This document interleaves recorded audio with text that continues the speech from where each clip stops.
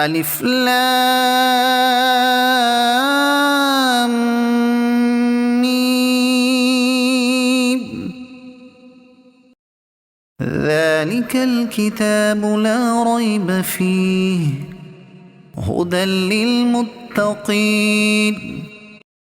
الذين يؤمنون بالغيب ويقيمون الصلاة ومما رزقناهم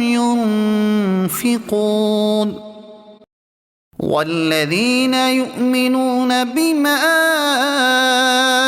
أنزل إليك وما أنزل من قبلك وبالآخرة هم يوقنون أولئك على هدى من ربهم وأولئك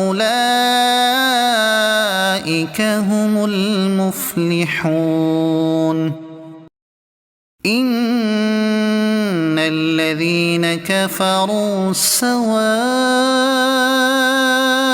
عليهم أأنذرتهم أم لم تنذرهم لا يؤمنون ختم الله على قلوبهم وعلى سمعهم وعلى أبصارهم غشاوة ولهم عذاب عظيم